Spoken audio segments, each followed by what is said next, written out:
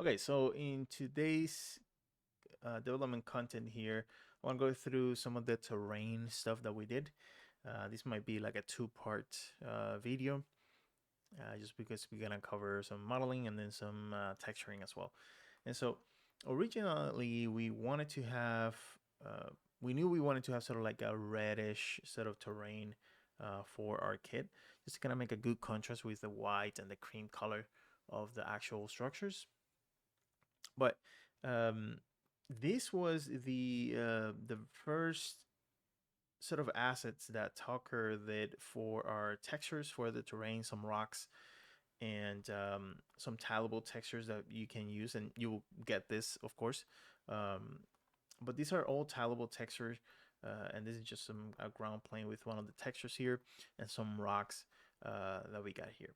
And so when I got this, I wanted to create some actual terrain to sort of have it ready for all the shots that I was gonna make it. And this was way before I did any of the final shots that you saw.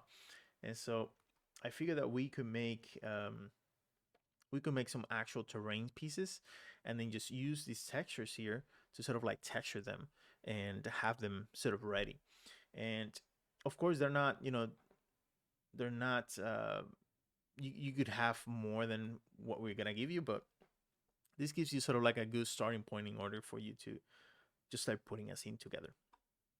And so if we go to this file now, these are the ones that I build up that I will show you how in a second. Um, but these will give you sort of like terrain aspect of it, and you can duplicate them and move them around and scale them a bit and however you want to work with them in order for you to build your scene. Now, all the terrain that you see on the shots and all the renders and all that, I'm using these five sort of terrain pieces that you see here, right? Just in different forms and scalable and all that. And so what I did was I used displacement for to get sort of like the shape of the terrain, and of course I use the textures that Tugger built up in order for me to texture this, because these textures, this one's or this one, they're tileable, right? And they look different here, right? So this one looks a little bit more reddish. That's just because of the lighting. But these are the same textures, and all these textures are tileable. What that means is I can repeat them throughout the space, and you won't get any hard cuts on the texture. And so the way I did this was just with displacement, and that's what I want to show you real quick right now. And so with displacement, what that means is that you're gonna use a 2D image in order to tell Blender how to displace the actual geometry. And so I want to start with a plane. I'm gonna just make it a little bit bigger. And the main problem with displacement is that you need geometry in order to displace the actual geometry, right? And you're actually changing the shape of the polygons or the geometry that you're dealing with. And so right now this is only one poly, right? So you won't get any details on this, right? Except just this. And so what I'm gonna do is I'm gonna subdivide it. So right click it, subdivide. I'm gonna go to my options here. I'm just gonna press 10, right? And I'm gonna do that just a couple more times. That should be good for now, right? So now you can see that I have way more polygons here. Right now it's about 14,000, 14.6 thousand. And so now we can actually have a little bit of geometry in order for me to displace this. Now, for the displacement, right, I have these sort of maps, and displacements works with black and whites. And so the lighter the value, right, the lighter, the higher is going to go up, and then the darker is going to go down, right? And I have all these different ones that you can find these maps for bumps and displacements anywhere. They're everywhere. And so you can combine them, or you can create your own, or however you want to do it. But I'm gonna use one of these in order for me to show you here. And so what I'm gonna do is I'm gonna go to add to the modifiers. I'm gonna add first a subdivision modifier, because I need to break it down even more. but I want to keep it as a modifier so I have a little bit more control. Another modifier called displace. And this is going to, you're going to see that it moved the plane. This is what we're going to use to add the map. And we're going to use this one here. And so on the modifier here, I'm going to go to new. I'm going to press this little icon, which is going to take me to the maps down here. Same thing. I could either go here or I could just press here and you can see that I'm there. I'm just going to go to open and I'm going to find that map. I'm going to plug it in. Now you're going to see that I'm getting something in here, right, already, which is a little bit crazy right now, but I'm getting something. So I go back to my modifiers, and I'm going to reduce the strength by quite a bit, so 0.1, just so I can have that somewhere there. But you can see that the map, if I compare it to the actual map here, it doesn't look like this one.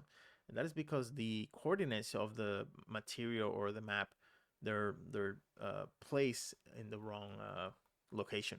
And so on the coordinates, I'm gonna go instead of local UV. Now you can see that I'm getting this, which is nice. I'm gonna right click, shade smooth. Let's move this up a little bit. And now we're getting something there. Now, if I turn off the subdivision, you're gonna see that I'm losing just a little bit of detail. The more I add, the more detail it gets. And so you gotta find the right balance for the amount of details. But this looks pretty good here. And I like the height. I could go even lower, right? Could go lower, or I could just go higher, whatever your goals are. But this looks pretty good to me.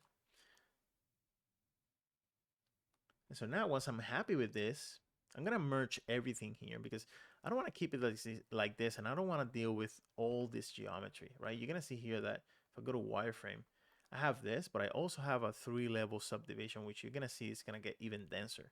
And so if I apply everything, you're gonna see that it's even denser here. So that's quite a lot of geometry. And so just to show you, I'm gonna duplicate this to the side. Now, this is my original one, and this one I'm going to decimate it.